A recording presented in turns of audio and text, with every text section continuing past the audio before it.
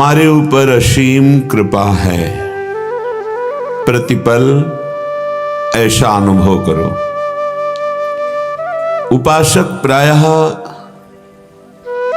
अपने गुणों को देखता है, अपने देह भाव का चिंतन करता है, देह संबंधी विषयों का चिंतन करता है। ये बहुत बड़ा दोष है। बड़ी कृपा है तो इस कृपा का स्वरूप ये होना चाहिए, अब हमें अपना चिंतन नहीं करना है।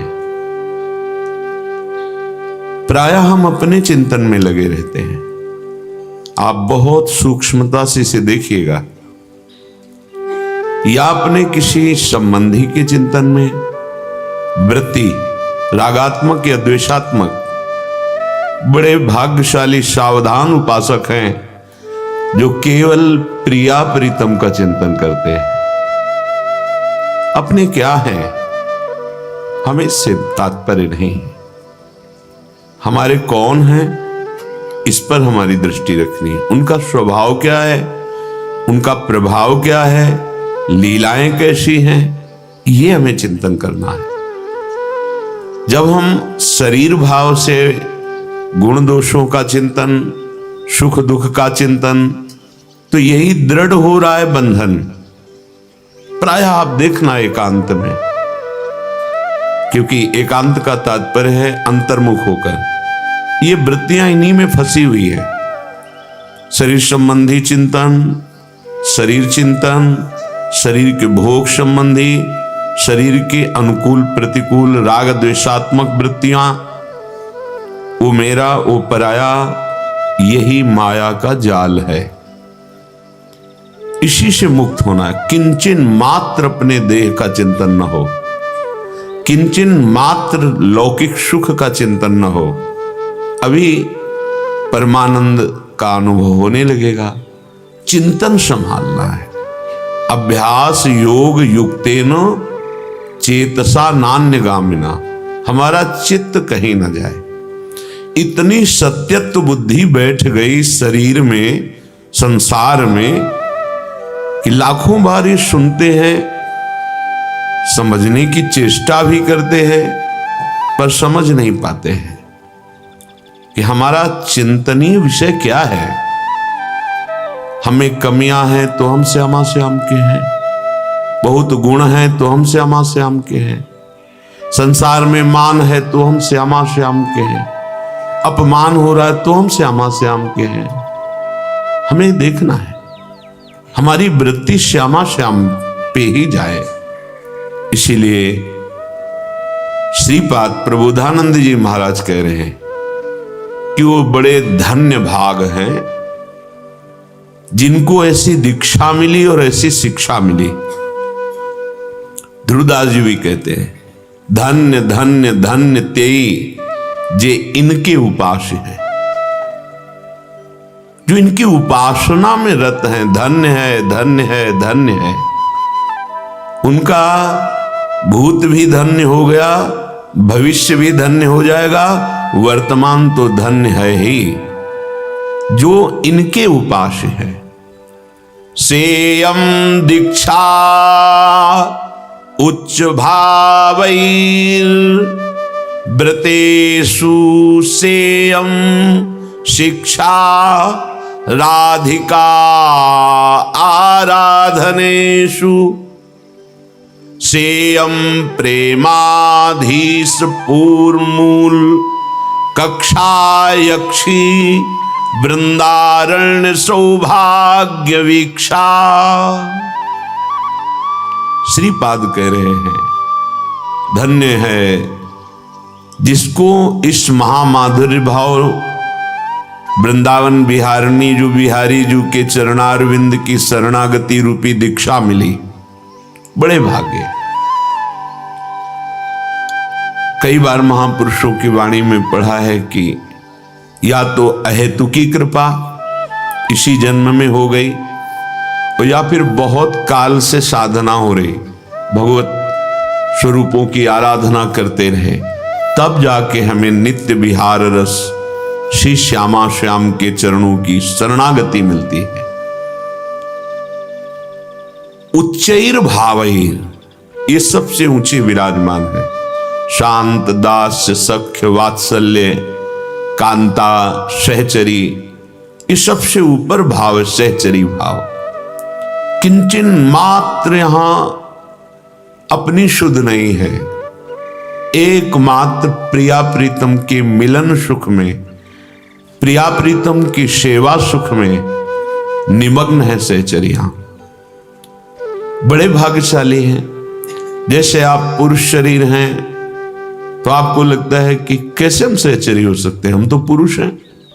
ये पुरुष पोशाक है, स्त्री शरीर पोशाक है। कोई स्त्री शरीर सहचरी थोड़ी हो जाता है, नहीं। बनिता पुरुष भाव मिट जाए, सेवे ललितादिक के भाय। तब ये न स्त्री भाव न पुरुष भाव, जो हमारा आत्मस्वरूप है, वो आचार्य और गुरु कृपा से सहचरी भाव को प्राप्त हो जाता है। इसी शरीर में रहते हुए न स्थूल शरीर, न सूक्ष्म शरीर, न कारण शरीर, और न देव शरीर, न यातना शरीर। ये बड़ा दिव्य है। प्रियाजू की सेवा में जो शरीर हमें प्राप्त होता है, ये बड़ा दिव्य है। ये प्रेम वपु है, ये हित वपु है, हित की मूर्ति है। मानो मूर्तिमान प्रेम है सहचरी स्वरूप। वो प्रियालाल के चरणारविंद की परमाशक्ति प्रदान करने वाले आचार्य श्री हरिवंश महाप्रभु श्री सदगुरुदेव भगवान, इनकी कृपा से व्यास सुवन प्रसाद देह मानसी गढ़े चित। प्रथम भावतन बदल करे अपबपु जो अलंकृत, व्यास सुवन प्रसाद देह मानसी गढ़े चित। ये जो इस भाव को नहीं समझ पाते हैं, वो बाहरी पाउडर आउडर लगा के बाहरी श्रृंगार ये सब वो नहीं समझ पा रहे हैं, वो उपहास कर रहे हैं इस भाव का। ये परम हंसों की स्थिति है। ये बाहरी हम ये वेश धारण करें, ये ठीक बात नहीं है, मना किया गया है। ये उपहास का विषय बनता है। ये आंतरिक भाव देह है। जैसे ब्रज के बहुत से महापुरुषों ने गोपी भाव सिद्ध करके श्री कृष्ण को कांत रूप में प्राप्त किया। बहुत से महापुरुषों ने सखा भाव सिद्ध करके प्रभु के नित्य सखा चिदानंद वपु प्राप्त किया। ऐसे ही ये सखी भाव है। इसमें बाहरी चूड़ियां पहनकर या बाहरी इस तरह का, एक हमारे यहां ग्रंथ है सेवा पद्धति का विस्तार, उसमें वर्णन किया गया है कि नहीं, सेवक जी भी महाराज कहते हैं सखी कहता आप गात। शरीर ये थोड़ी सखी है। शरीर भाव भूलना सहचरी भाव की तरफ बढ़ना है। पांचों भूले देह सुधी, छठे भावना रास की। यहां चूक कर बैठते हैं। जो श्री कृष्ण को रिझाने के लिए चला है, उसे ब्यूटी पार्लर में जाके श्रृंगार करना, बिल्कुल अच्छे से समझ लीजिए। किसका श्रृंगार कर रहे हैं? देह का। नहीं, प्रथम भाव तन बदल करे अपबपु जो अलंकृत। अलंकार कौन से धारण करने? पहले देह भाव का त्याग करो, तीनों देहों का, स्थूल सूक्ष्म कारण। प्रथम भाव तनु बदल करे अपबपु जो अलंकृत। इस शरीर का ही राग त्याग करके प्रभु के नाम बल से, आचार्य चरण बल से वो अपु बपु जो करे। अपु आत्मस्वरूप, बपु सहचरी रूप। ये बात है, बाहरी बात में नहीं। जब तक महापुरुषों के चरणों का आश्रय लेकर, तब तक बाहरी बात नहीं बन गई। हमारे बाहर वस्त्र आवेष्टित करके, घूंघट काट के तो हम सहचरी हो जाएंगे। फिर माताएं बहनें तो सिद्ध सहचरी हैं, लेकिन वहां आदेश कर रहे हैं बनिता माने स्त्री शरीर, पुरुष भाव मिट जाए। न स्त्री भाव रहे न पुरुष भाव, सहचरी चिदानंद भाव है। अब ये बात ना समझने के कारण बहुत ही उपहासास्पद हो जाता है। समझ में नहीं आता कि भक्ति को आडंबर क्यों बनाया जाता है, नाटक क्यों किया जाता है। अगर लोक रिझावा है तो और भी मार्ग हैं जिनसे लोक रिझाओ। भक्ति तो केवल अपने प्रीतम प्रभु को रिझाने के लिए है। शेयम दीक्षा उच्च भावैर्व्रतेषु तस्मात् शास्त्रम प्रमाणम ते कार्याकार्यो व्यवस्थितौ। आपका जीवन की शैली कैसी होनी चाहिए, ये शास्त्र प्रमाणित होनी चाहिए, मनमानी नहीं। ऐसा इसलिए बोल रहे हैं कि ऐसे कुछ दृश्य उपस्थित होते हैं, बिल्कुल ठीक नहीं। चाहे स्त्री शरीर हो या पुरुष शरीर हो, हमारे यहां के महापुरुषों ने गंगाबाई, यमुनाबाई, कर्मठी बाई, भागमती बाई, ये सब नित्य विहार रस की उपासक, नागरी दास जी की कृपा प्राप्त भागमती भाई एक से एक महान मलिन वस्त्र धारण किए हुए, तन ढका हुआ है, रात दिन प्रिया प्रीतम के प्रेम में, और तेज ऐसा है देखते ही वासनाओं का नाश हो जाए, ऐसी महामहिम भागवती बल से युक्त। यही तेज देख करके तो अकबर सम्राट का भांजा यहां का अधिकारी था आगरा प्रांत का, वो गश्त पे आया हुआ था वृंदावन।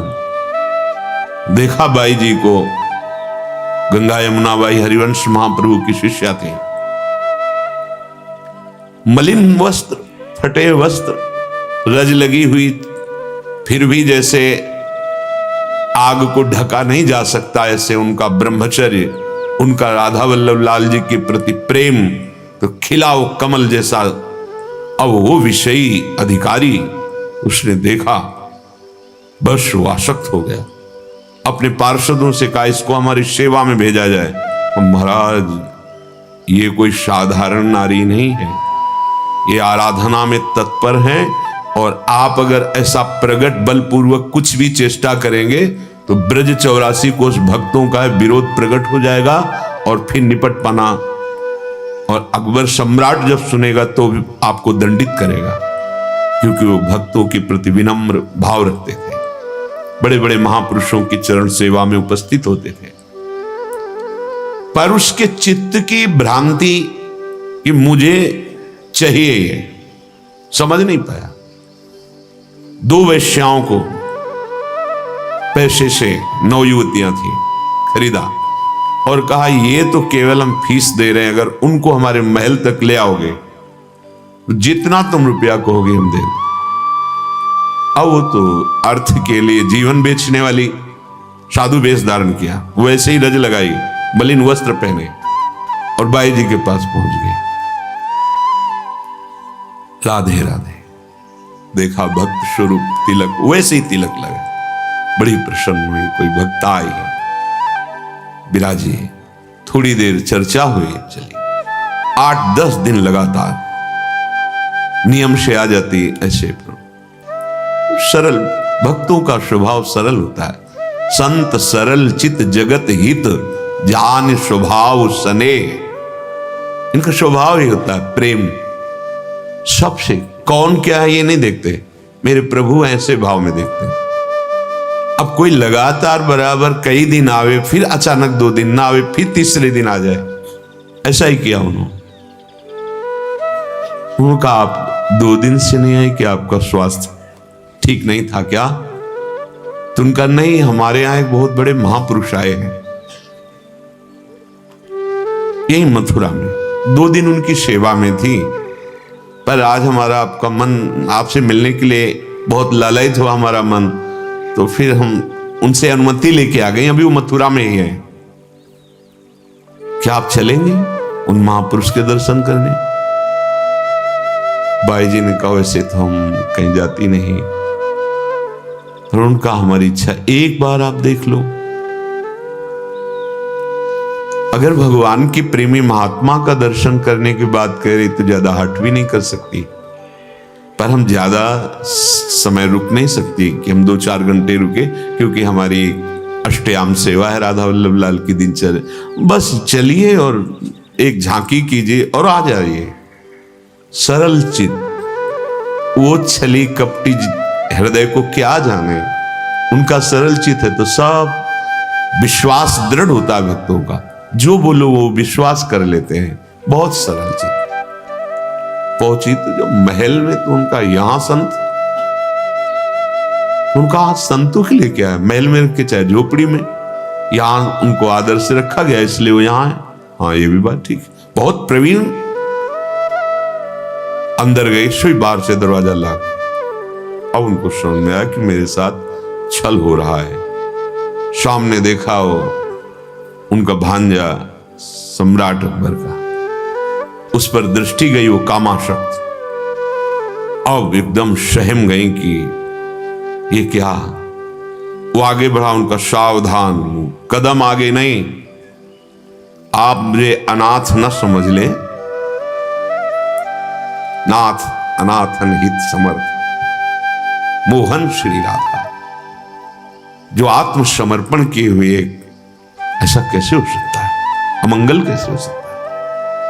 पर वो कहां राजमद से मतवाला, वो आगे, क्योंकि अब वहां कोई शासक नहीं कि दूसरा कोई रोक दे, बस आंख मूंदी, श्री हरिवन श्री हरिवन श्री हरिवन श्री हरिवन, बाई जी गायब।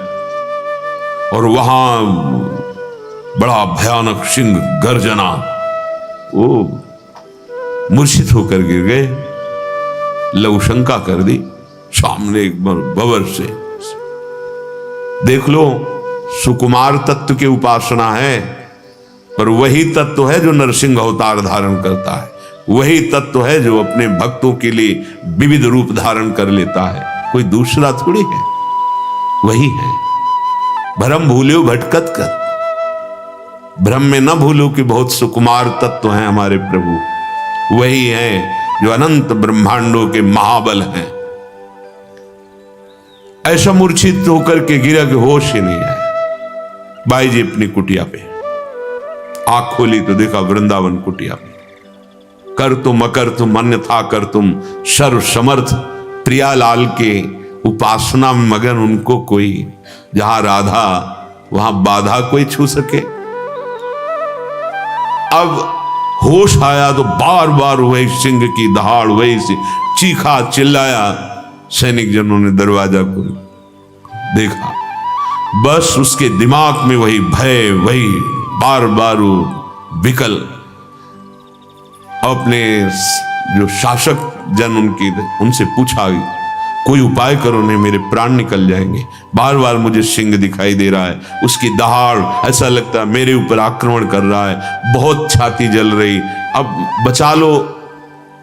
तो उनका महाराज बहुत बड़ा अपराध बन गया, वो महाभागवत है जिनके प्रति आपने काम भाव किया, अगर आप बचना चाहते हैं तो उन्हीं के चरणों में चलो तो बच सकते हो, दूसरा कोई उपाय नहीं। वहां से बुलाया गया। बाई जी अपनी कुटिया में थी, कुटिया के बाहर इस साष्टांग दंडवत करके लौट गया और कहा मेरी रक्षा करो, मैं नहीं समझ पाया, मेरे से गलती हो गई। बाई जी बाहर निकली और कहा राधा राधा राधा राधा वल्लभ लाल की जय। भैया आप पवित्र भाव रखो, जाओ भगवान तुम्हारा मंगल करे। कैसा है, करत जे अनुशयन निंदक तीनों पे अनुग्रह कियो। हमारी महारानी जी के चरणों का जो चिंतन करते हैं उनका हृदय इतना मृदुल होता है, क्योंकि हमारी महारानी जी का स्वभाव है, वही स्वभाव उतरता है शरणागतों पे। जाओ भाई भगवान तुम्हारा मंगल करे। कभी बहुत से रत्न और भेंट लाया था, गंगाबाई यमुनाबाई जी ने कहा नहीं नहीं ये मुझे नहीं चाहिए, ये तो आप किसी की सेवा में लगन, हम तो ब्रजवासियों की टूक और राधा वल्लभ लाल की जूठन से जीते हैं, ये ले जाओ, इसकी जरूरत नहीं। तो उसको समझ में आया कि क्या है ये हमारा बाहरी रूप, ये जो बनाने का भाव है कि हम ऐसे, ये हम सबसे प्रार्थना करते हैं ऐसी कोई गलती न करना कि उपासना ही भ्रष्ट हो जाए। हम समझ नहीं पाते प्रेम क्या है, उपासना क्या है, और बह जाते हैं बनावट पर। और दंभ आ जाता है, बहुत कुछ देखने को मिलता है। उपासक बिल्कुल सावधान। बाहर से बनावट से प्रभु, अच्छा इस चमड़े से श्री कृष्ण प्यार करेंगे? अरे श्री कृष्ण के प्यार करने की भावना में इसका त्याग हो जाता है भाई। ब्रह्मादिक के भोग सब विषम लागता है। नहीं, प्रभु का प्रसादी वस्त्र धारण किए हुए, प्रभु की प्रसादी से जीने वाले इन शरीरों के राग पर नहीं रहते। शरीर रागी कभी भाव को प्राप्त नहीं होता। शरीर राग त्यागी ही भगवत भाव को प्राप्त होता है। बहुत सावधानी की जरूरत है सहचरी भाव को समझना। ये बहुत दिव्य परमहंस स्थिति है।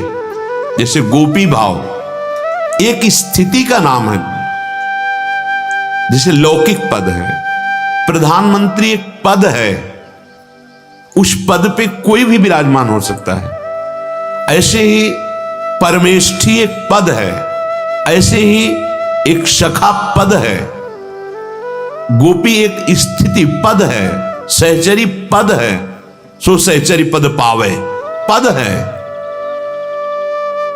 उसमें कोई भी विराजमान हो सकता है।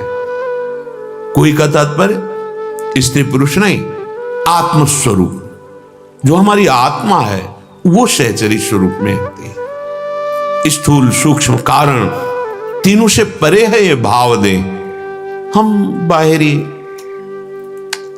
अरे मुख में रज लगाओ, तिलक लगाओ, जैसे साधारण वस्त्र पहनो और नाम जप करो, खूब प्रियालाल को रिझाओ, भाव देह की प्राप्ति हो जाएगी। ये बाहरी बहुत अंदर से लगता है। धोखे में मत रहो। ये चार लोग प्रणाम करने लगते, चार लोग वाहवाही करने लगते हैं, हाँ ये ऐसा नहीं, नाटक मत करो। अंतर का विषय श्री कृष्ण आत्म तत्व से प्रेम करते हैं, क्योंकि वो आत्मस्वरूप हैं। जब तक आप आत्मस्वरूप में स्थित नहीं होगे श्री कृष्ण को नहीं जान पाओगे। ये बाहरी चमड़े से साधक प्यार नहीं करता, फिर श्री कृष्ण कैसे प्यार करेंगे? बाहरी तुम भव बनवा करके ऐसे करके श्री कृष्ण को रिझा लोगे। अरे काम वासना को बढ़ाओगे और भ्रष्ट हो जाओगे। मानो, प्रार्थना मानो।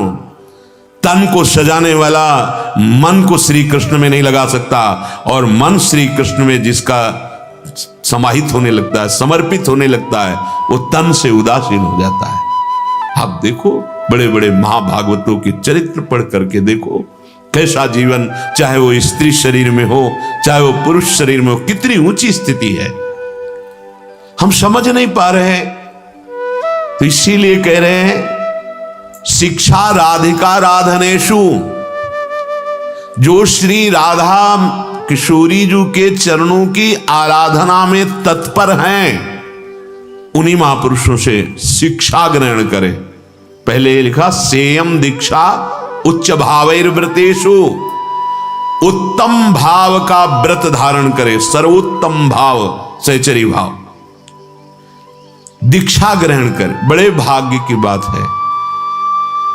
यहां किसी को बुलाया नहीं जाता, श्री जी आकर्षित करते हैं। आप आए, आप श्रवण किए, आप श्री जी की शरणागति स्वीकार किए, बहुत जन्मों के सुकृत, बहुत जन्मों का पुण्य फलीभूत हो गया, लाडली जी की कृपा हो गई। अब व्रतेषु, व्रत ही केवल नहीं लिखा, व्रतेषु माने बहुत से व्रत। क्या बहुत से व्रत? व्रतों की दीक्षा क्या है? एकमात्र श्याम श्यामा के अनन्य मन से, वचन से, कर्म से, इन्हीं का नाम, इन्हीं का रूप, इन्हीं की लीला, इन्हीं की सेवा, इन्हीं का चिंतन, इन्हीं का भरोसा, इन्हीं का आश्रय, इन्हीं का बल, इन्हीं का विश्वास, एकमात्र यह व्रतेषु। उच्च भावैर्व्रतेषु, उच्च भावैर्व्रतेषु, सेयम शिक्षा राधिकाराधनेषु। केवल शिक्षा ग्रहण करनी है श्री किशोरी किशोर की आराधना में, जिनका चित्त डूबा हुआ है, ऐसे महापुरुषों से। बाहरी नहीं, बाहरी नहीं। बहुत सावधानी की बात कह रहे हैं। बड़ी चूक हो जाती जब हम बाहर, अरे बाहर क्या, यहां से ब्रह्मलोक तक कहीं भी आसक्ति नहीं होनी चाहिए। इस शरीर की क्या बात है। अब उपासना के मूल भाव को समझते नहीं बहुत। अब उनको शब्दों में हम कैसे व्यक्त करें। नाटक नौटंकी नहीं, उपहास मत करो आप श्री कृष्ण का, उपहास मत करो भक्ति का, दम्भ नाटक मत करो। यहां चूड़ियां पहने से, ये तुम्हारी भौं बनाने से, तुम्हारे बाहरी श्रृंगार से वो सच्चिदानंद रीझ जाएगा। अरे जहां रीझा है तो देख लो, रीझा है रज लगाने वालों से, और चिल्ला चिल्ला कर श्री कृष्ण के प्रति जो एकांत में रो रहे हैं। ऐसे नौटंकी नहीं भाई, उपासना नाटक मत करो, दम्भ मत फैलाओ, भक्ति को पाखंड मत बनाओ। ये एकांतिक विषय है। बाहर से तन को ढक लिया केवल, और अंदर से सच्चिदानंद स्वरूप में स्थित, ये मार्ग है बाहरी।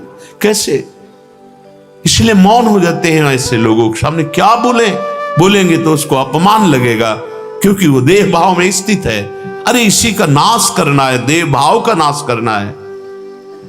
हमें इस रूप में जो फंस गए हैं, इससे हटना है, तब स्वरूप में पहुंचेंगे। और स्वरूप से श्री कृष्ण की प्राप्ति होती है। वो स्वरूप होता है सखा भाव, वो स्वरूप होता है गोपी। गोपी कोई स्त्री है, सहचरी कोई स्त्री है, सखा कोई पुरुष है। समझना होगा।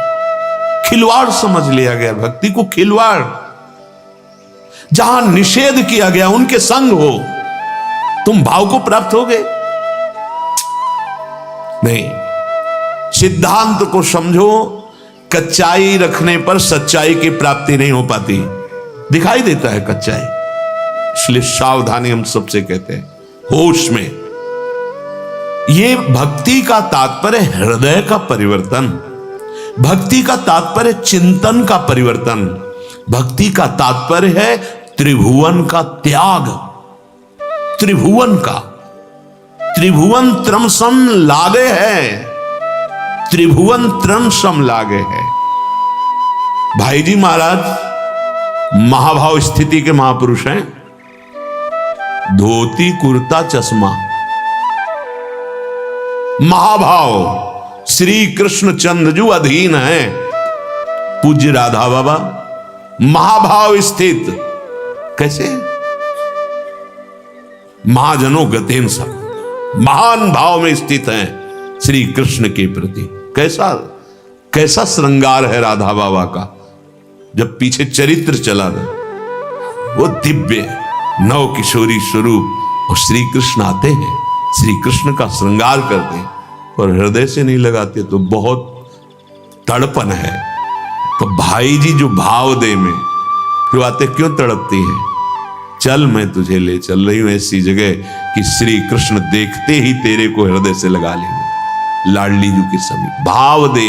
ये सब अंदर की बात, बाहर नहीं। बाहर तो देखो बाबा एक सन्यासी, बाहर देखो भाई जी एक गृहस्थ वेश में। इन महापुरुषों ने नहीं जाना क्या? ये महापुरुष नहीं सजा सकते थे क्या? और एक ब्रजमंडल भरा पड़ा है ऐसे सिद्ध महापुरुषों से, पूर्व से लेकर जो गोपी भाव, सहचरी भाव, एक से एक भाव को स्वयं महाप्रभु हरिवंश चंद्रजू हित सजनी का स्वरूप है। कैसे विराजमान है? उनके अनुयायी शरणागत जन, एक से एक सिद्ध महापुरुष, सहचरी भाव। कैसे? हम जहां महापुरुष चले उसी मार्ग से चलेंगे तो एक नया स्वरूप, एक नया नाटक। बिल्कुल नहीं, बहुत दूर हो जाओगे श्री कृष्ण से और प्रवृत्तियां व्यभिचार में उतर जाएंगी।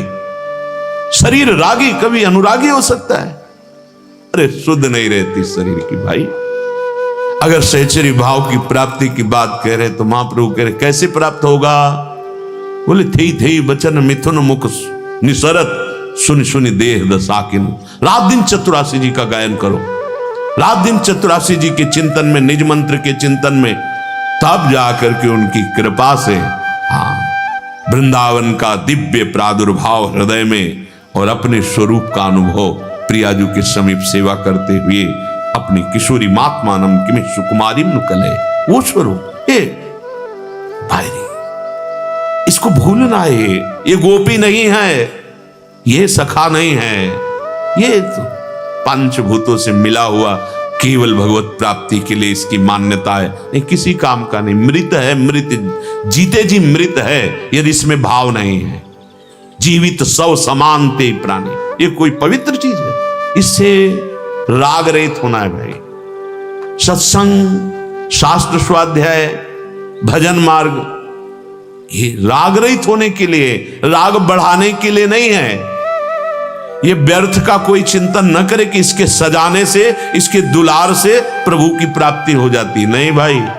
हाँ, इसको इसलिए सुरक्षित रख रहे हैं कि जैसे श्री जी का सेवा पात्र अन्य है, ऐसे ये भी सेवा पात्र है, बस राग रहित होकर के। शिक्षाम राधिका आराधनेषु, हम इसके आराधन में लगे। अरे हमारी आराधना, हमारा श्रृंगार का विषय स्वामिनी जो है, हमें उनके श्रृंगार की चिंतन में या प्रगट सेवा में। इसकी कौन, रज लगा लो, तिलक लगा लो, हाँ वस्त्रों से शरीर ढक लो जैसे प्रभु दे दे। इसके लिए हमें श्रृंगार, इस शरीर को, इसको सजना, ये राग पूर्वक बहुत हानिकारक हो जाएगा भाव दे की प्राप्ति में। और बिना भाव दे के कैसे श्री जी का, कैसे प्रभु का? अरे आंसुओं को चुरा कर रखो, श्री कृष्ण इन्हीं में बिक जाते हैं। असलियत में यदि उनके लिए रोना आ गया, पर देखो किनको रोना आया है? जो राग रहित जीवन, जिन्होंने अपने जीवन में राग का नाश कर दिया। कई कई दिन भजन में डूबे हुए भिक्षा की याद भी नहीं रहती नागरीदास जी को। श्री जी आती है, ए बाबा तुम्हें पता है लाडली जी को अच्छा नहीं लगता, स्वयं लाडली जी को अच्छा नहीं लगता। मैया कई दिन से कह रही बाबा भिक्षा के लिए नहीं आया, चलो भिक्षा मांगो जाकर और भिक्षा पाओ। ये लाडली जी को अच्छा नहीं लगता। एक लंगोटी पहनते हैं, रात दिन भजन में डूबे हैं, तब सहचरी भाव को तब दिखाई दे रहा है। वे मृद चिबुक प्रलोई प्रबोधत, तू भामिनी करसों कर टारत।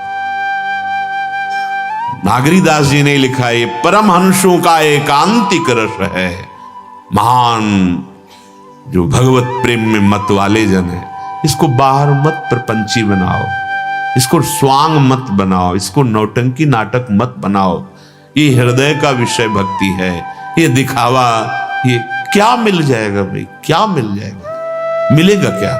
नाशवान प्रणाम नमस्कार रुपया पैसा वाहवाही वीडियो आम की पुष्टता, क्या मिलेगा? हम अपने आप को समर्पित करने के लिए चले हैं और सबको भगवत भाव में देखने के लिए चले हैं। सब मेरे प्रभु हैं, मेरे को कोई माने?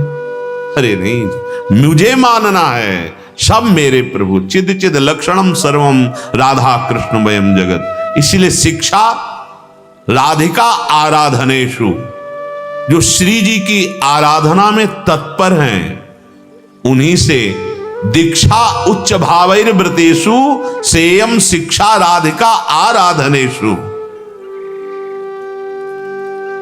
अगर हम ऐसे ही मनमानी चलेंगे तो हमें लक्ष्य की प्राप्ति नहीं होगी, या जो शब्द ब्रह्म पार ब्रह्म की अनुभूत नहीं है उनकी बातें सुनेंगे तो नहीं चल पाएंगे। ये शास्त्र जाल है, फंस जाएगा जीव। सेयम प्रेमाधीश पूर्व मूल, जो सबके मूल हैं वह है श्री लालजू महाराज। लालजू महाराज के हृदय का जो प्रेम है, आनंद है, आह्लाद है, उसी लाडली जू अर्थात प्रियालाल जो सबके मूल हैं। सेयम, रात दिन उनकी सेवा में, रात दिन हमारा भाव जुड़ा। हम सो रहे हैं तो उनकी सेवा के लिए कि हमारा शरीर इंद्रियां फिर स्वस्थ होंगी, प्रातः काल से फिर सेवा में हम लगे। हमारी हर चेष्टा प्रभु की प्रसन्नता के लिए, हमारी दिनचर्या शौच स्नान आदि सब प्रभु के लिए है, क्योंकि हम तैयार होकर उनकी सेवा में जा रहे हैं। शेयम प्रेमाधीश, ये प्रेम के मूर्तिमान स्वरूप रस सिंधु सबके मूल श्री राधा वल्लभ लाल, श्री श्यामा श्याम, इनकी सेवा। आगे फल बता रहे। वृंदारण्य सौभाग्य वीक्षा, ये वृंदारण्य प्रकाशित हो जाएगा आपके नेत्रों के सामने। वीक्ष माने तो देखना, निरखना। ऐसे ही खुले नेत्रों में दिव्य वृंदावन, और वृंदावन में विहरण करते हुए प्रिया प्रीतम। यही तो हम देखने के लिए, यही हम पाने के लिए साधना करते हैं, भगवत साक्षात्कार, उनकी सेवा। हमें सब सौभाग्य श्री जी दे रहे हैं, और आश्रित हो जाओ वो दे देंगे, बस सावधानी। जैसी आज्ञा हो वैसे चलना चाहिए, मनमानी बिल्कुल नहीं करना चाहिए। अध्यात्म में जहां हम थोड़ी भी मनमानी करते हैं तो ये वही मन है जो हमें बहुत जन्मों से प्रभु से विमुख रखा है, बहुत जन्मों से। आज जाकर हमें समझ पाए हैं, तो मन को गुरुदेव की वाणी के अनुसार, मन को शास्त्र के अनुसार चलाना सीखें, हम मन के अनुसार ना चलें। श्री हरिराम व्यास जी कह रहे हैं, निष्काम हुए जो श्याम ही गावहु। ये भगवत मार्ग है, नहीं खान पान ते भावे है, नहीं कोमल वसन सुहावे। कैसे कैसे नाटक शुरू हो रहे, भगवत कृपा से वंचित करने वाले। तब लगता है तुम जीवन को नष्ट कर रहे हो। नहीं, बहुत सावधान, बहुत सावधान। जिस सुख के लिए, जिस मान के लिए, जिस धन के लिए, जिस यश के लिए तुम ये नाटक पे उतर रहे हो, वो इससे नहीं मिलेगा। ये 4 दिन की बात है, क्योंकि जब तक इंद्रियां और मन हमारे अधीन नहीं है, ऐसे आचरण करा देंगे साहब, मिट्टी में मिल जाएगा। हम यदि वास्तविक प्रभु का आश्रय ले लें तो सब हो जाएगा और चाह नहीं रहेगी। उससे बड़ा कौन धनी होगा जिसके श्री कृष्ण है, जो एक पलक झपकते अनंत ब्रह्मांडों की रचना कर दी, वो मेरे प्रभु हैं। इससे बड़ा धनी कौन होगा, वो मेरे प्रभु। ये तृष्णा भोगों की, मान सम्मान, ईर्ष्या, पता नहीं कैसे ये हृदय में हम बर्दाश्त करते हैं। अरे निकालो, यही श्री कृष्ण से नहीं मिलने दे रही, और इसी की निकालने के लिए उपासना है। देखो, कुछ बातें ऐसी होती जो सोचने मात्र से ठीक हो जाती है। आप सोच ठीक करो अपनी, जैसा सोचोगे वैसा बन जाओगे, जैसा बनना है वैसा सोचो। एक योगी लालजी महाराज थे, गंगा के किनारे, उन्होंने ही उपदेश किया था। बाल योगी थे, बड़े ही योग में प्रवीण अवस्था को प्राप्त थे। वो जो मिले तो जैसा सोचोगे वैसा बन जाओगे, जैसा बनना है वैसा सोचना प्रारंभ कर दो। चिंता नहीं करनी, हर विकार दूर हो जाएगा। पर हम सोचे तो कि हमारा मार्ग क्या है, हमारा लक्ष्य क्या है। निष्काम हुए जो श्याम ही गावहु। यदि हम प्रभु का यश गान करने लगे, नाम कीर्तन करने लगे, और हमारे हृदय में थोड़ी निष्कामता आ जाए, तो अभी सुख मिलने लगे, जिससे सुख कहते हैं वास्तविक। पर हमारे अंदर इतनी तृष्णा बढ़ी हुई है भोगों की, वासनाएं बढ़ी हुई कि निष्कामता शब्द से ही परिचय नहीं। कहीं भी जाएं हम सकामता लेकर, कहीं भी कुछ करें सकामता लेकर, मतलब कामना के बिना तो हमारा कुछ होता ही नहीं। तो कामना यदि प्रभु की तरफ लग जाए तो इसी को निष्काम कहते हैं। जैसे मेरा खूब भजन बने, मैं अच्छे आचरण से चलूं, मेरे हर कर्म से प्रभु प्रसन्न होए, और मेरे जीवन का ऐसा स्वरूप बने कि सबको सुख पहुंचाऊं और अंतिम समय प्रभु को प्राप्त हो जाऊं। ये भी तो कामना है, पर इस कामना को परम पवित्र निष्काम कहा गया है। जो प्रकृतिजन्य भोगों की कामना है, ये निंदनीय है, प्रभु की तरफ नहीं। कांटे से कांटा निकाल लो, ये कामना से इस कामना को नष्ट करो। परमात्म कामना से प्रकृति कामना को नष्ट कर दो। भगवत प्राप्ति की आशा से अन्य आशाओं को रौंद दो।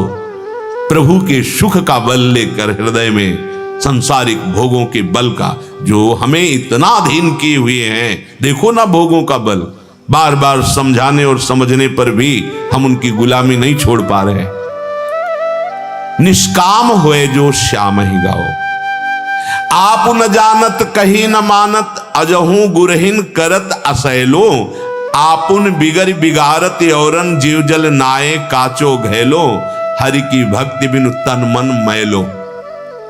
आप तो जानते नहीं कौन सा विशुद्ध भक्ति का मार्ग है, और यदि गुरुदेव समझाते हैं तो उनके विरुद्ध हो जाते हैं। बड़ा ये विचित्र, एक झल्लाहट सी, ये कैसे नहीं, आपकी बात नहीं माननी। देखो, संतों का अधिकार आपके द्वारा देने पर है। आपने अपना अधिकार दे दिया कि आप चाहे डांटो और चाहे आप दुलार करो, मेरे जीवन धन आप हो, मेरे जीवन की बागडोर आप पे। अब वो अगर आपने अपनापन नहीं दिया तो वो आपको डांट भी नहीं सकते। बोल दिया सत्संग में या ऐसे इशारे से बोल दिया, पकड़ो पकड़ो। देखो, सत्संग का एक प्रभाव होता है। जितने आप लोग बैठे हो, सत्संग बोल रहे हैं, इनमें जो कमी होगी तो आपको लगेगा मेरे लिए कहा जाता है। वस्तुतः सत्संग सिद्धांत है, इसका प्रभाव ही ऐसा होता है कि अपने लोगों में जहां कमी होगी तो ये लगेगा सीधे मेरे को ही लक्ष्य करके कहा जा रहा है।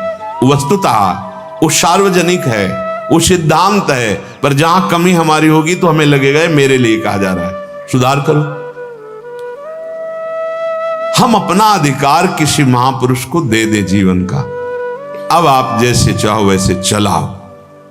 अब वो इतना विश्वास कर ले कि ये मेरा है, मैं चाहे जितना इस पर शासन करूं, अब ये कदम पीछे हटाने वाला नहीं। तो सच्ची मानो, ज्यादा शासन की जरूरत ही नहीं पड़ेगी, क्योंकि अहम समर्पित हो रहा है, ठीक होना प्रारंभ हो जाएगा। पर प्राय ऐसा नहीं होता। जो संत जन होते हैं उनको कलाएं सिखाई जाती हैं, जैसे 64 कला प्रवीण महारानी जू, 16 कला प्रवीण लालजू। तो इनके आश्रित है तो 16 है और 64 हो, सब उस कलाएं उसके हृदय में आती, क्योंकि आराध्य देव का पूरा स्वभाव और प्रभाव उतरता है। तुम उसे फंसा नहीं सकते। फंसाने को मतलब जैसे आप अपने हो, मान लिया अब आपको शासन में ले रहे हैं अहंकार रहित करके प्रभु में लगाने के लिए, अब आप भाग पड़े और हमारे सामने ही प्रतिकूल व्यवहार कर रहे हो, बिल्कुल जलन नहीं होगी। मेरे प्रभु मेरे आराध्य देव, भूल हो गई कि हमने आपको शिष्य माना, खत्म। फंसा ही नहीं सकते। ऐसा नहीं कि तुम द्वेष पैदा कर दो, ऐसे समर्पित हो तो ऐसा नहीं कि तुम राग पैदा कर दो। राग द्वेष से नहीं, भगवत भाव से। जब आप कहते हो हम आपके अधीन हैं, आपके शिष्य हैं, तो हृदय में आता है कर्तव्य। ये प्रभु स्वांग करने आए शिष्य का, तो तुम स्वांग करो गुरुदेव का, और ठीक जैसे स्वांग महापुरुषों के वैसे ही चलो, बस बेड़ा पार हो जाएगा। फंसा नहीं सकते। गुरु मेहरबान चेला पहलवान, फंसा नहीं सकते। आप फंस जाओगे यदि आप आज्ञा पे नहीं रहोगे। आप न जानत कहीं न मानत, आपको मार्ग पता है नहीं, और जब आपको बता रहे हो आपके मन के प्रतिकूल पड़ रहा है तो आपको जलन हो रही, झल्लाहट हो रही, आप उनकी अवज्ञा कर दें, ठीक नहीं है। एक जगह तो विश्वास कर लो, उनकी बात को तो मान लो, आप निहाल हो जाओगे। अजहू गुरहिन करत असैलो, गुरुदेव भगवान के विरुद्ध असैलो, विरुद्ध आचरण करते हैं। अरे गुरुदेव ने जो आपको आज्ञा करी है वो परम पद में आरूढ़ करने के लिए कोई इतना प्यार नहीं करता जितना गुरुदेव। गुरु का हृदय बहुत विशाल हृदय होता है, ये परिचय महापुरुषों से प्राप्त होता है। अजहुन गुरहिन करत असैलो, गुरुदेव की वाणी का उल्लंघन करते हैं, उनकी आज्ञा के प्रतिकूल चलते हैं। आपुन बिगड़ बिगारत औरन, ऐसे लोग आप गए और औरों घालें, अपने तो बिगड़े हुए ही हैं और जो उनके संग में होते हैं उनको बिगाड़ देते हैं। जैसे कितना सुंदर निर्मल जल हो, अगर कच्चे घड़े में डाल दिया गया तो जल भी और वो गागर भी दोनों बिगड़ गए। ऐसे ही अगर हम गुरुदेव की आज्ञा पे नहीं चलते, साधन शुद्ध हमारे हृदय में प्रकाशित नहीं हुआ, तो हम दूसरे को भी ले डूबने वाले बन जाएंगे। जुग जुग जन्म जन्म याही ते अजहू न भर्यो विषय को थैलो। जन्म जन्म बीते चले जा रहे हैं, क्या विषय से तुम तृप्ति प्राप्त कर पाए? नहीं। तो हरिराम व्यास जी कह रहे, व्यास वचन माने बिनु जाने, नरक परेगो ऐलो पहलो। जब तक तुम गुरुदेव के वचनों को मानोगे नहीं, तब तक गुरुदेव और आराध्य देव को जानोगे नहीं, और जब तक मानना और जानना ये नहीं हुआ, तब तक दुर्गति नहीं रुकेगी। ये कह रहे नरक परेगो ऐलो पहलो का मतलब बहुत ही दुख प्रदान करने वाली गति प्राप्त होती है, क्योंकि भगवान ने ऐसा संयोग दिया। बार बार तो बनत नहीं यह संजोग अनूप, मानुष तन वृंदा विपिन, रसकन संग विपिन। साचे साचे साधुन में तुम्हारा परिचय हो जाएगा जब सही ढंग से चलोगे। ये प्रगट के ही संत भगवान नहीं, अप्रकट महात्मा रसिक जनों का संग होने लगता है। जो दिव्य है, जो पार्थिव तन त्याग कर अपने भावदेह में है, उन महापुरुषों का आगमन होता है। उस उपासक के हृदय में तंद्रा से आई और सत्संग हो रहा है, उनका दर्शन हो रहा है, उनसे संभाषण हो रहा है, उनका उपदेश हो रहा है, ये बहुतायत होने लगता है।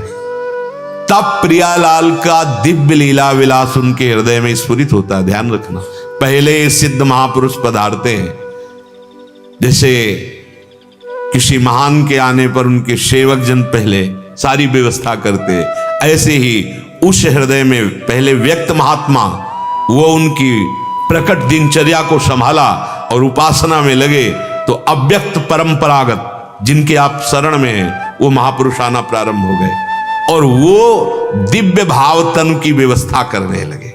प्रिया प्रीतम पधार रहे हैं, हृदय की पूरी व्यवस्था कर दी, भाव देह में डूब गए। इसलिए भाई ये अध्यात्म, ये परमार्थ, ये भगवत मार्ग गुरुवाणी पर ही स्थित है। अगर आप अपने सदगुरुदेव, अपने आराध्य देव, इनकी आज्ञा उल्लंघन करेंगे तो फिर मार्ग में क्या, केवल जीवन यापन है।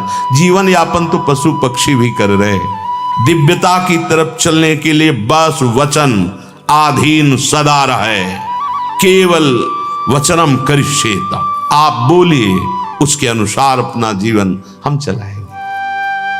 श्री भगवान अर्जुन जी को कहते हैं, जो मोह रूपी दलदल से पार हो गया और जो शास्त्र जाल से पार हो गया, उसे परमात्मा साक्षात्कार हो जाता है। अर्जुन जी ने प्रश्न किया, जिसे परमात्मा साक्षात्कार हो जाता है उसके क्या लक्षण है?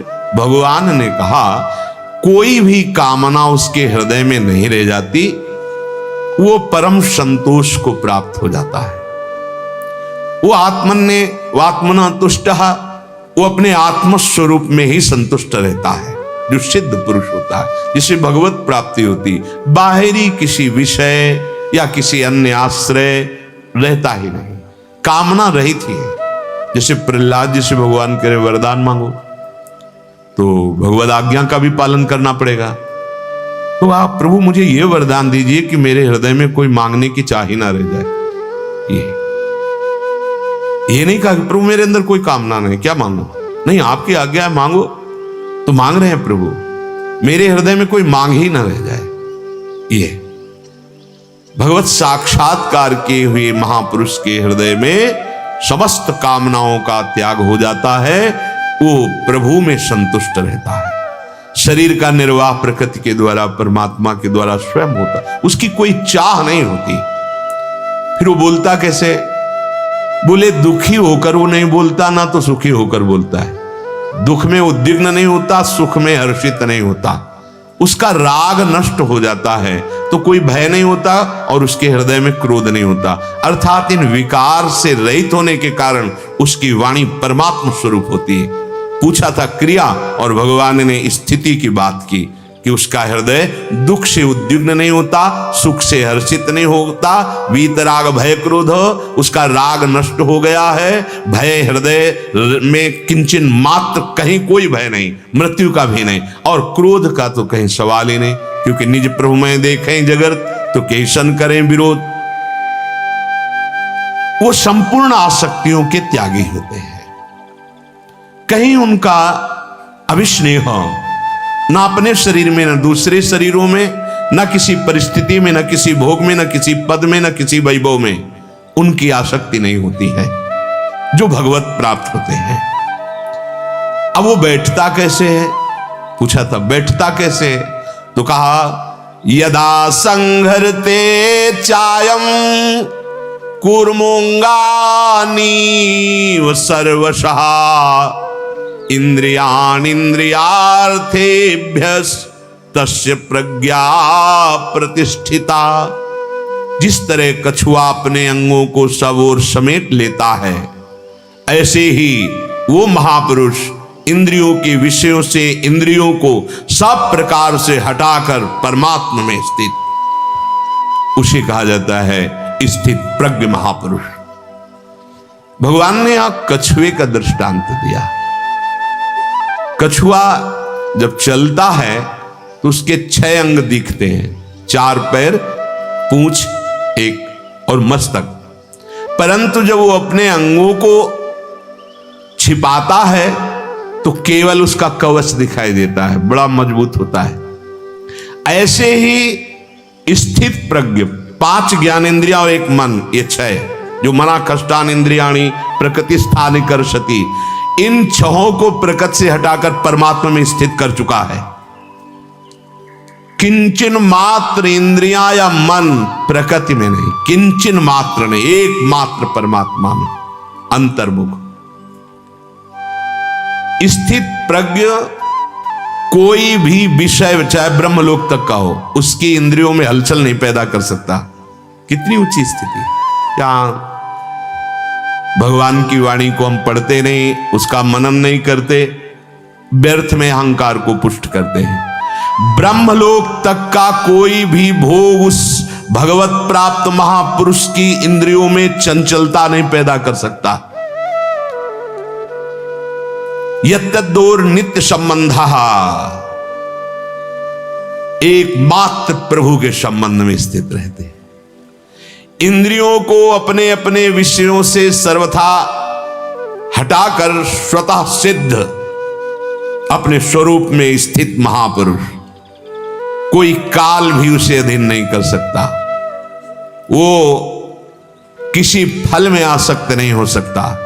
कैसी भगवत प्राप्ति की उच्च अवस्था है। उसके हृदय में किंचन मात्र प्रभु के सिवा नहीं है। अब जिसके हृदय में प्रभु के सिवा सब प्रपंच भरा, कैसे उसे जान पाएगा। जैसे आकाश में सूर्य उदय हुए हैं पर आंख हमारी बंद, हम सो रहे हैं, तो जब आंख खुलेगी तभी तो पता चलेगा। सूर्य तो उदय हो चुके, कृपा तो आपके ऊपर हो चुकी, अमोघस्य अमोघ कृपा है।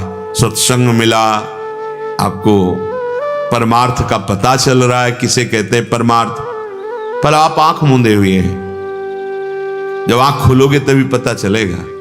कहीं ऐसा ना हो कि सूर्यास्त हो जाए फिर आंख खुले तुम्हारी, तो अंधेरे में ही सोए थे, अंधेरा ही रह जाएगा।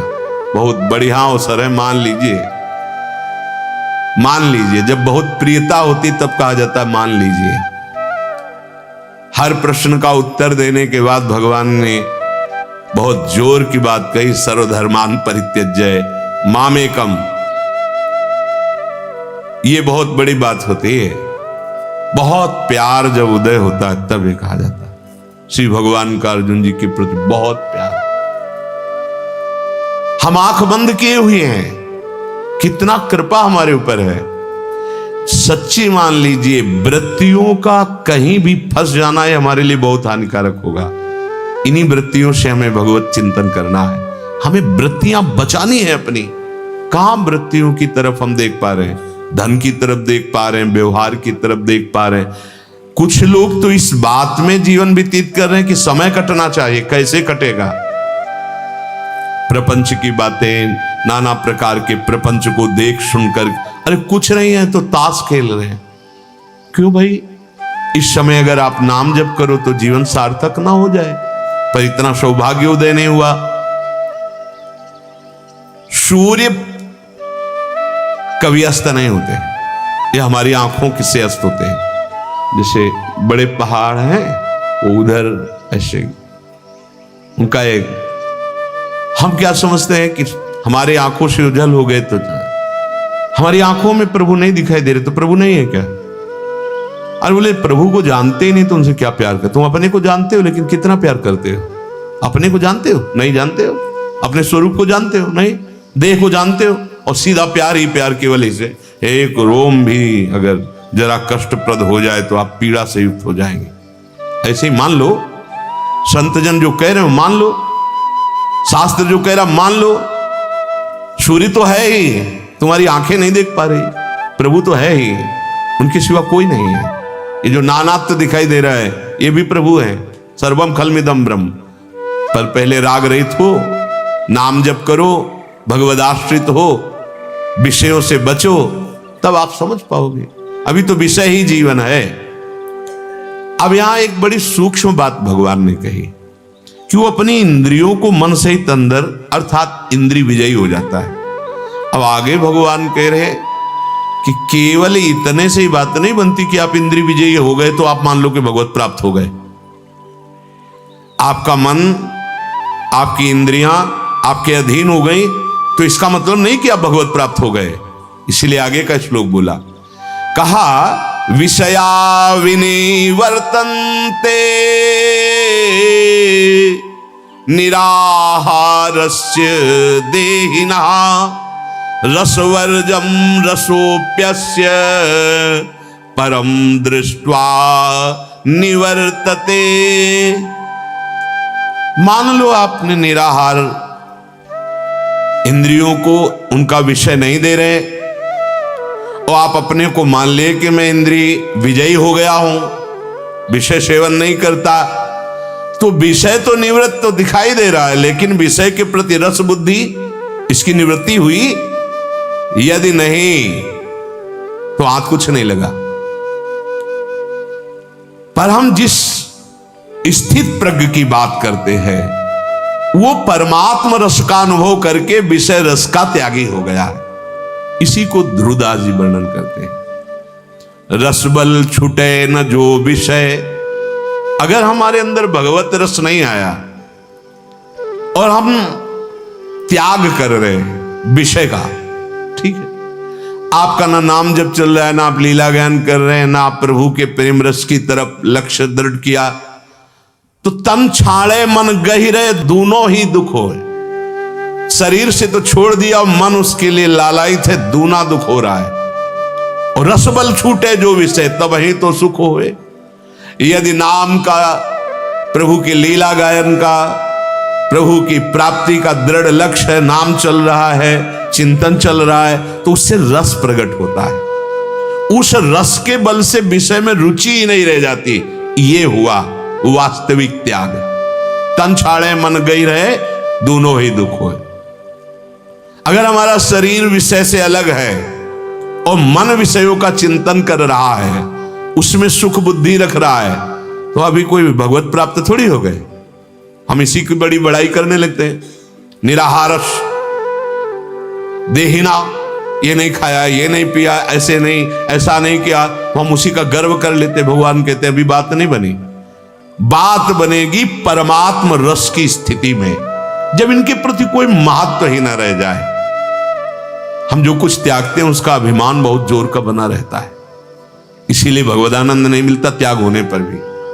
कहीं भी किसी भी त्याग का अभिमान, त्याग की स्मृति का भी त्याग, तब रस की अनुभूति होती है। इसीलिए बिना गुरु कृपा के लाभ नहीं मिलता। कैसे? अब गुरुदेव ने कहा है कि ये नहीं करना, ये नहीं करना, तो वो हमारे अभिमान का विषय थोड़ी, उनकी कृपा से वो त्याग हो रहा है। नहीं, हम तो उसी में लगे हुए थे, गुरुदेव की कृपा से हो। त्यागाभिमान नहीं, त्याग का जो हमारे अंदर अभिमान है वो भगवत प्राप्ति नहीं होने देगा। इंद्रियां विषयों से हटा ली, जितेंद्री हो गए, ये हमें भाव हो गया, पर हमारे अंदर रस बुद्धि है, सुख बुद्धि है, तो भगवत प्राप्ति तो हुई नहीं। तो क्या हुआ? तन छाड़ा मन गई रहे, दोनों ही दुख हुए। भगवान यहां जो कह रहे हैं कि वो अपने 5 ज्ञानेंद्रियों कर्मेंद्रियों को समेट लेता है, जैसे कछुआ, तो समेटने का मतलब वो प्रभु में स्थित कर देता है, परमात्मा में स्थित कर देता है। अगर परमात्मा स्थिति नहीं है तो निराहारस्य होने पर अपना ही हम यश चाहेंगे, अपने ही प्रशंसा में। बड़ा विचित्र खेल है। हम लोग दास हैं, हमें वाणी से प्रभु का यश गाना है, कानों से प्रभु का यश सुनना है, जय जयकार प्रभु की करनी है, अपनी नहीं करनी है। हमने ये किया, हमने ये किया, हमारा ये, और कृपा करके इतने इतने मोटे वो पकड़ाते हैं कि देख लो इसमें सब हमारी फोटो बनी है और लिखा हुआ है कौन कौन से हमें इनाम मिले हैं, क्या क्या। भैया कहां कहां दिशा बदल गई, आप कहां, ये मार्ग है जिस मार्ग को केवल आप अनुभूतियों के द्वारा देखकर चल सकते हो। दूसरा कोई संसारी पुरुष हमें किसी पद से सम्मानित करे तो वो देह और गुण का है, वो परमार्थ का नहीं, क्योंकि परमार्थ का परमार्थिक ही जानता है और वहां कोई सम्मान नहीं होता। एक बार पूज्यपाद उड़िया बाबा किसी महापुरुष के यहां गए तो उनका स्वभाव था 18 घंटे पद्मासन पर से, तो जितने आश्रम में संत थे वो सब बहुत ही मतलब इतनी उच्च कोटि। 18 घंटे 18 मिनट बैठ के देखना कैसा लगता है। यहाँ की नस नाड़ियां टूटने लगती है। वो कोई अभ्यासी ही, तो जो उनके गुरु जी थे उनका क्या हुआ, ये क्या हुआ, कैसे हल्के हृदय के हो, प्रशंसा करने लगे। बिल्कुल नहीं, 18 घंटे बैठना कोई बड़ी बात होता है।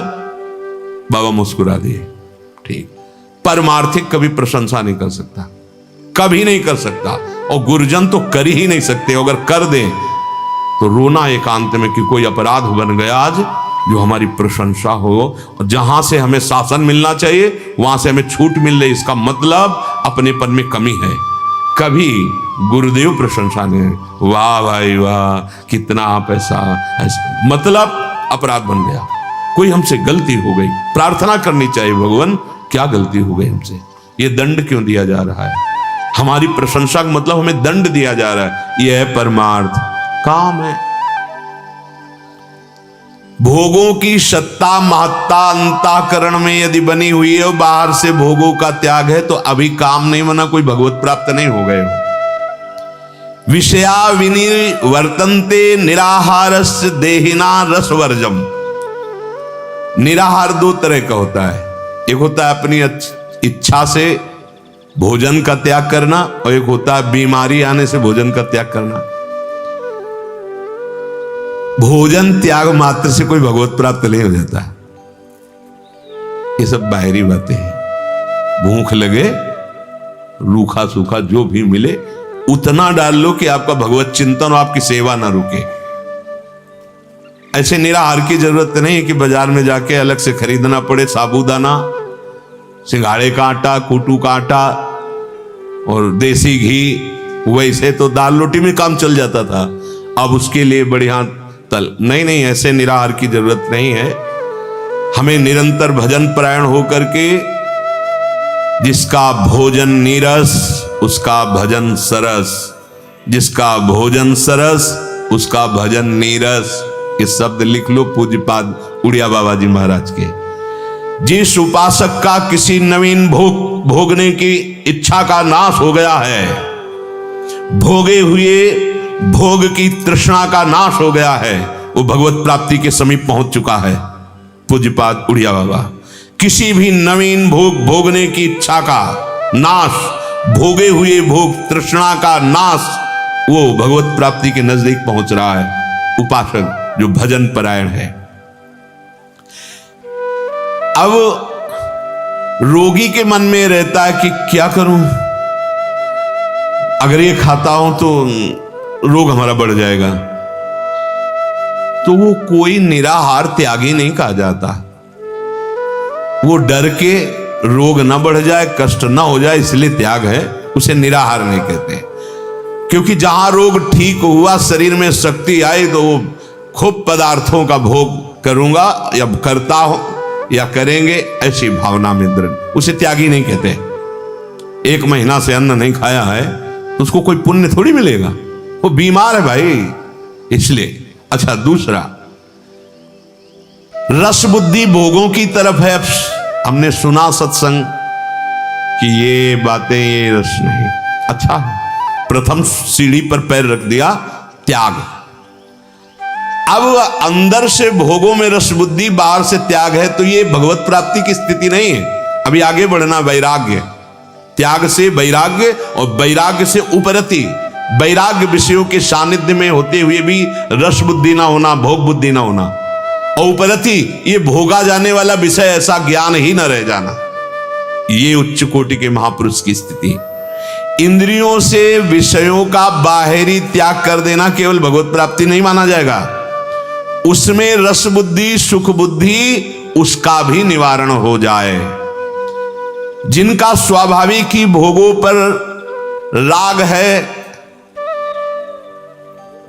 सत्संग सुनकर उसका त्याग किया, सावधान रहें। यदि नाम जप नहीं चल रहा, भगवत उपासना नहीं बन रही, तो टिक नहीं पाओगे ज्यादा दिन, वो फिर उसी विषयों में गिर जाएगा, क्योंकि रस बुद्धि सुख बुद्धि है। तीव्र वैराग्य उदय होना चाहिए। तीव्र वैराग्य, विचार पूर्वक उनका ऑपरेशन होना चाहिए मन से। क्या है इसमें? बहुत बार देखा, बहुत बार खाया, बहुत बार सूंघा, बहुत बार भोगा। क्या है? बहुत जन्मों से भोगा। ए मन, धिक्कार है तुम्हें, अय बुद्धि धिक्कार है तुझे, जो सच्चिदानंद सुख की तरफ न बढ़कर इधर तो सुख मान रही है। रस बुद्धि निवृत्त नहीं हुई, पर वो प्रशंसनीय है, निराश होना नहीं, पर उतना ही, केवल ऐसा कोई खास बात नहीं। जैसे कई बार विनोद में कह देते हैं कि भाई हम अगर फल खा के रह रहे तो इससे थोड़ी भगवत प्राप्ति हो जाएगी। फल तो बहुत से पक्षी केवल फलाहारी है। अरे बहुत से ऐसे जंतु हैं जो केवल मिट्टी खा के रहते हैं, बहुत से ऐसे जलचर केवल जल से जीवित रहते हैं, और बहुत से ऐसे जीव हैं जो वायु से जीवित रहते हैं। क्या इनको भगवत प्राप्ति हो जाती है? यही बात ध्यान रखना है।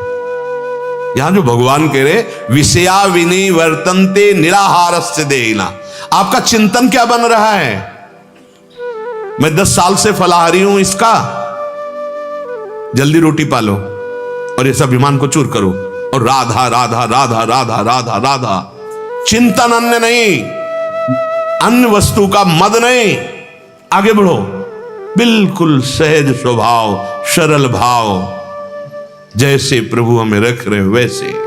बस फल मिला तो आज फल पाके रह रहे, कल हलवा मिला तो हलवा पाके रह रहे, परसों नहीं कुछ मिला तो भूख पाके रह रहे। ये अध्यात्म के परमार्थ पथिक। गृहस्थी में जैसे प्रभु जो रूखा सूखा दिए, भोग लगाया, जय जयकार की, पाया, कर्तव्य कर्म कर रहे हैं, नाम जप कर रहे हैं। अभिमान किसी विषय का नहीं आना चाहिए।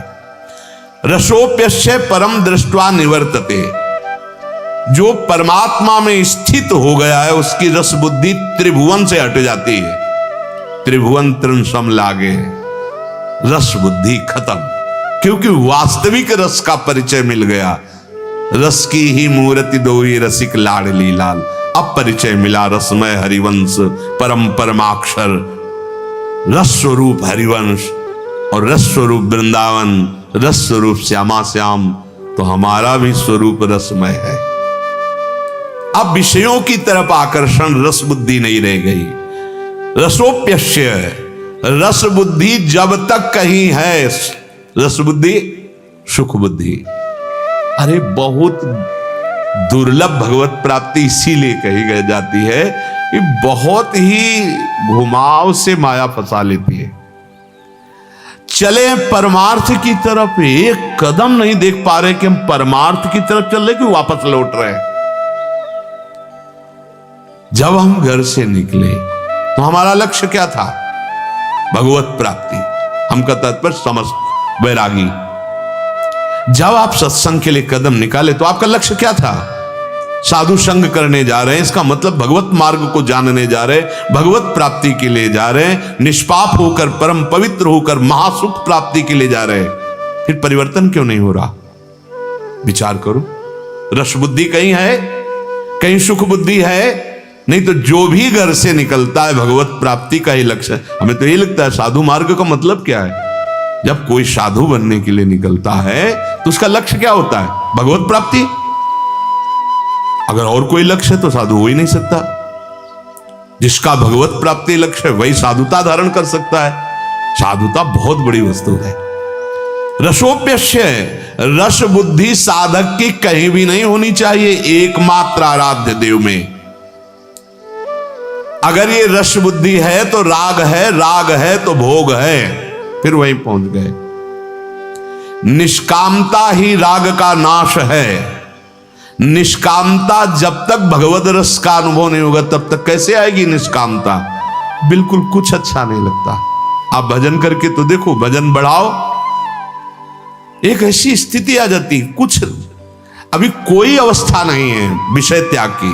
हम देखते हैं नहीं चाहिए हमें विषय सुख, तो हृदय में बहुत आनंद का अनुभव होता है कि देखो सत्संग का प्रभाव, कि इस समय तो इसको बावरा होना चाहिए भोगों में, विषय में, पर साधक कहता नहीं, कोई सुख की आकांक्षा नहीं। बहुत बड़ी बात है, बहुत बड़ी उपलब्धि है।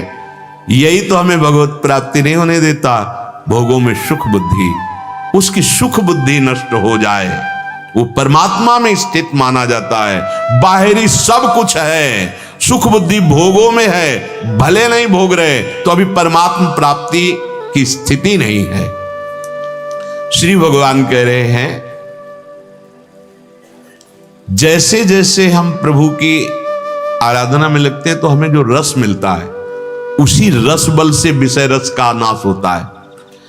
ज्यों ज्यों प्रभु के नाम में रस, प्रभु के रूप में रस, प्रभु की लीला में, प्रभु के धाम में, त्यों त्यों जितना ब्रह्मा का रचा हुआ मायाकृत खेल है, ये सब ऐसे लगने लगता है जैसे बचपन में हम जिन खिलौनों को खेल रहे थे और जब बड़े हुए तो उन्हीं खिलौनों को देख के हंसी नहीं आती।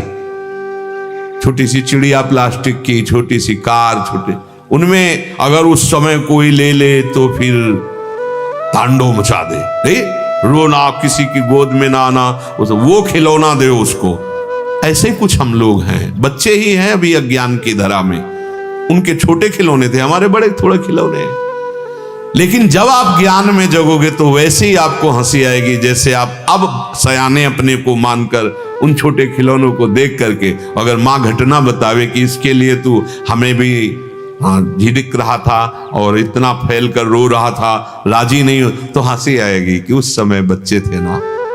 ऐसे ही जिस समय तुम्हें भक्ति योग में या ज्ञान योग में या अष्टांग योग में सही ढंग से चलोगे और भगवद रस मिलेगा तो तुम्हें हंसी आएगी अपनी उस वृत्ति पे कि कहां मैं फंसा था, क्या मैं कर रहा था, ऐसा लग रहा था कि इसके बिना मैं जी ही नहीं सकता। जैसे रुपये में रस आने लगे तो कुछ भी आप नहीं देखेंगे कि धर्म है कि अधर्म है, क्या सब में अपनी अपनी रस वृत्ति है। धन में भी रस वृत्ति है, धन के लिए प्राण भी त्याग देते हैं लोग, धन के लिए दूसरों के प्राण भी ले लेते हैं। रस बुद्धि मतलब सुख बुद्धि। भोगों का रस तभी छूटेगा जब भजन में रस आएगा, प्रभु का रस आएगा। भोगों का त्यागी है पर भजन नहीं बन रहा तो भगवत प्राप्ति बहुत दूर न करिए। भजन खास, इसीलिए सत्संग में कई बार याद कीजिए, कहा है चलो छोड़ने की बात तुम छोड़ो, पकड़ने की बात में आओ। पकड़ो, जहां पकड़ने की बात आए कि नाम को पकड़ो, धाम को पकड़ो, प्रभु के चरणों को पकड़ो, प्रभु की लीला गायन को पकड़ो, तो ऐसा रस मिलेगा कि अपने आप छूट जाएंगे, तुम चिंता ना करो। साधना में जब रस मिलने लगता है तो भोगों का रस अपने आप छूट जाता है। कैसे लगने लगते हैं भोग? बोले जैसे बमन। कैसे त्याग होने का अभिमान नहीं होता? बोले जैसे मल त्याग का। ऐसे संपूर्ण लोकों का त्यागी होना चाहिए। त्यागी कैसा? मलवत त्याग। जैसे मल त्याग के बाद उसके हृदय में कोई अभिमान नहीं रहता, वो उसकी कोई चर्चा नहीं करता कि हमने ऐसा, ऐसे मलवत संसार का त्यागी हो और वमनवत भोगों से घृणा हो। वमनवत जैसे कोई उल्टी करके ऐसे तो ऐसे जाओगे आप, नहीं, ये बात सूक्ष्मता की। ये तभी आएगी जब साधना में रस मिलने लगेगा, नाम जब भगवत, बड़ा उत्साह बढ़ता है, बड़ा उत्साह बढ़ता है। अभी थोड़ा अपराध हुए हैं, उनका नाश होने दो, तो आप फिर देख लेना कैसा भजन का उत्साह। कम सो करके जल्दी बैठ जाना, अधिक से अधिक नाम जप करना। रात्रि है, शांत है, सब सो रहे, बैठे हो, नाम जप कर रहा है, मंत्र जप कर रहा है, और इसका अभिमान नहीं। खास बात देखनी, किसी चेष्टा का अभिमान नहीं। बड़ी गुरु कृपा है, बड़ी हरिवंश कृपा है, आचार्य कृपा है। हरिवंश कृपा हरिवंश कहें, हरिवंश कहें हरिवंश लाएं। रस बुद्धि रहते हुए जब भोगों की प्राप्ति होती है तो एक चित्त में द्रवण क्रिया होती है, और वो भोग चित्त में अपना संस्कार छाप देता है। बार बार वही भोग का चिंतन और बार बार वही भोगने की इच्छा होती है। अब वो भोग के वशीभूत होकर के मानव जीवन को नष्ट कर देता है। इससे निकल पाएंगे ऐसी सोच ही नहीं रह जाती। बहुत सावधानी की जरूरत। कुछ नहीं है, कहीं कुछ नहीं है, बस ऐसी आसक्ति है जैसे बच्चा खिलौनों में आसक्त है, ऐसे में अज्ञानी जीव भोगों में आसक्त है। जो भजन करके भगवत प्राप्त हो गया है उसके हृदय में किंचन मात्र कोई भोग विकार पैदा ही नहीं कर सकता, क्योंकि उसके भीतर वृत्ति ही नहीं रह गई है। भगवदाकार ऐसी स्थिति है कि वृत्ति ही नहीं रह गई कि कहीं चली जाए। कैसे? जैसे भैंस के आगे 1 अरब रुपया रख दो, उसके अंदर लोभ वृत्ति पैदा हो जाएगी क्या? बढ़िया उदाहरण दिया। जैसे भैंस खड़ी है और उसको 1 अरब रुपया की भेंट चढ़ाओ, हाथ जोड़ो, क्या फर्क पड़ेगा उसको? साष्टांग प्रणाम करो, 4 परिक्रमा कर, कोई फर्क पड़ेगा? बोले उसकी ना लोभ वृत्ति पैदा होगी और ना मान पैदा होगा। लेकिन वो पशु है, पर वो ज्ञान संपन्न महापुरुष ऐसे ही आप परिक्रमा करें, उसको प्रणाम कर रहे हैं, उसकी प्रशंसा कर रहे हैं, खूब भेंट चढ़ा रहे हैं। न लोभ प्रवृत्ति जग सकती है, न मान प्रवृत्ति जग सकती है। उदाहरण में दिया कि जिससे आप समझ जाओ। बोले कैसे? जैसे भैंस के आगे या पशु के आगे आप खूब भेंट, हाँ हरी घास रख दोगे तो उसका मन चरने को हो जाएगा, नहीं। आप भगवत चर्चा सुनाने लगोगे तो उसकी श्रवण इंद्रिय जाग जाएगी। देखो सनकादि कितने बड़े महापुरुष हैं, पर भगवत चर्चा के बहुत आशिक है। जहां भी भगवत चर्चा, और कहीं ना हो तो आपस में ही चर्चा। भगवान शंकर कैसे भगवत चर्चा के श्रवण के लोभी कि कागभूषुंड जी की सभा में हंस बनकर श्रवण कर रहे हैं। भगवत चर्चा कथन के लोभी। हाँ, ये हमारे अंदर कहां है ये व्यसन, कहां ये लोभ? भगवान नाम जप का लोभ, भगवत कथा का लोभ। बहुत सा सुंदर सुंदर सब रूप हैं। क्या कोई पशु तुम्हारे रूप को देखकर लुभायमान होगा? उदाहरण तो बहुत सुंदर सुंदर सब, तो वो लुभायमान थोड़ी जाएगी, बहुत सुंदर है।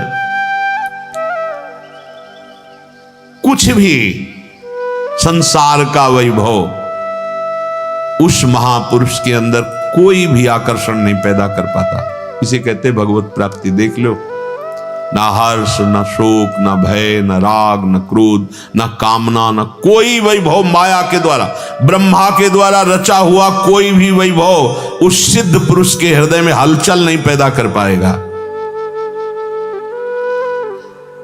जैसे हमारे कहीं शरीर में खुजली हो तो हम खुजलाते हैं, उसमें जो सुख का अनुभव होता है, जैसे दाद हो जाए। बस ऐसे ही सारे इंद्रियों के विषय सेवन के सुख है, खास नहीं। प्रहलाद जी ने भी वर्णन किया है। तत्वज्ञ महापुरुष के चित्त में कोई भी विषय भोग सामने हो रहा है तो उसके हृदय में हलचल नहीं। एक तो विषय भोग रखा हो और एक विषय भोग हो रहा है। जैसे आश्चर्य का विषय है कि शौभरी जी मछली की क्रीड़ा को देखकर ऐसा, तो जो स्थित प्रज्ञ है, भगवत साक्षात्कार किया हुआ महापुरुष, तो सामने भोग क्रियाओं को देखते हुए भी वो ज्यों का त्यों निर्विकार रहेगा, क्योंकि रस बुद्धि का नाश हो चुका है। नाशवान में रस बुद्धि है तो तुम्हें अनुभव हो रहा है कि रस है, वस्तुतः उसमें रस नहीं है। नाश तो विद्यते भाव, है ही नहीं रस। कहां रस है? बोले भोजन में रस है। ठीक है, क्या रस में तुम्हें अच्छा लगे? बोले खीर है, रसगुल्ला है, नमकीन, खट्टा, मीठा। ठीक है, बैठो, पवा रहे हैं अभी। हर कवल में रस कम होता चला जाएगा। आपको लग रहा है कि बहुत रस लग रहा है, और लाओ, पवाते चले जाओ। वही मन, वही इंद्रियां, वही जबान कहेगी बस, नहीं नहीं पाओ। वो खड़ा हो जाएगा, नहीं नहीं बस, नहीं रस था, नहीं। बोले अब छक गए। उसे रस ही नहीं कहते, उसे रस ही नहीं कहते। तुम्हें भ्रम था रस है। आओ भगवत रस में। तन मन के बिछुरे नहीं, चाह बढ़े दिन रैन, कबहु संजोग न मानही, देखई भरी भरी नैन। रात दिन पान कर रहे हैं, करत पान रस मत परस्पर, पर लोचन त्रसित चको। जितना रस पान करोगे भगवत रस, उतना ही प्यास बढ़ती चली जाएगी। और यहां नहीं, अब नहीं चाहिए। क्या? किस इंद्री का रस भोगो? अंदर से अगर ना निकल पड़े, नहीं चाहिए। वो कुछ क्षण के लिए है, फिर उसका चिंतन बनेगा, फिर उसमें लगोगे। अंदर से कोई भोग, कोई भी सुख, आप देखो, अगर उसमें रस होता तो नहीं क्यों निकल पड़ा? आपकी तृषा, आपका रसास्वादन बढ़ना चाहिए, क्योंकि रस उसमें है, लेकिन नहीं निकलता। कोई भी भोग हो, आप बहुतायत में जब उसका सेवन करें। एक महात्मा को खीर बहुत अच्छी लगी। अब कई दिन खीर का चिंतन बना के भरपेट मिले, कहीं दो नाम मिली होगी। महात्मा बताया ना कि जो भगवत चिंतन करते हैं उनको कलाएं प्राप्त हो जाती, कैसे, किस विषय से कैसे जीतना है।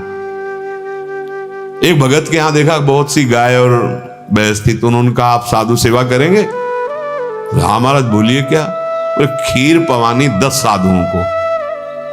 बोले वो तो दूध है ही, हम पवा देंगे। आप कै बजे आओगे? बोले आप जब दोपहर में आ जाओ। बोले 10 महात्माओं का? बोले हम 20 की व्यवस्था रखेंगे, आप चिंता ना करो। अच्छे से अधौटे दूध करके खीर बनाई 20 महात्माओं के लिए, कड़ाह में बन। अकेले आए, उनका और महात्मा? बोले हैं यही, 5 ज्ञान इंद्रियां, 5 कर्म इंद्रियां, अपने भाव हैं यही हैं। अकेले हम, पूरा बंद कर दो कमरा, ले खीर। अब किलो 2 किलो तक तो, फिर इसके ले खीर। अब यहां और खीर उल्टी हुई, उसी उल्टी को साना, उसी पलटी को जो बमन था, और रोम रोम खड़ो, कभी नहीं खाएंगे खीर। नहीं अभी नहीं, ले खीर ले। कहां रस है? आप नाम जप करो, और जिस दिन राधा नाम सुधा रस का, तो रात दिन जपने पर भी ऐसी भूख बढ़ेगी। हमारा हृदय नाम रस से, रूप रस से, भगवत रस से जब युक्त हो जाएगा, तो त्रिभुवन में कोई विषय आकर्षित नहीं कर पाएगा, और उसी को भगवत साक्षात्कार की स्थिति कहते हैं, जहां किंचन मात्र कोई आकांक्षा, कोई कामना नहीं। यही प्राप्त करने के लिए सत्संग मिला है, मानव जीवन मिला है। कुछ समझ में आवे तो आवे, और ना आवे तो राधा राधा समझ में आ जाए। खूब नाम जप करो, सब साधन बन जाएगा। नाम जप करो, सब स्थितियां आ जाएगी। नाम जप पकड़ लो, इस कलिकाल में नाम जप ही जीवन मुक्त बनाने वाला है। वो सब विकारों का नाश कर देगा। नाम जप, नाम जप, यही जीवन का सार। नाम जप, मान लो, हमारी प्रार्थना मान लो। ये निराकार साकार जो भी तुम जानना चाहोगे, जो पाना चाहोगे, लौकिक पारलौकिक जो स्थिति, वो सब नाम में विराजमान है। निरंतर नाम जप करो, भगवद आश्रित होकर हमसे गलत आचरण ना हो पाए, ऐसी प्रभु से प्रार्थना करते रहो। शेष चर्चा आगे। श्री राधा वल्लभ लाल।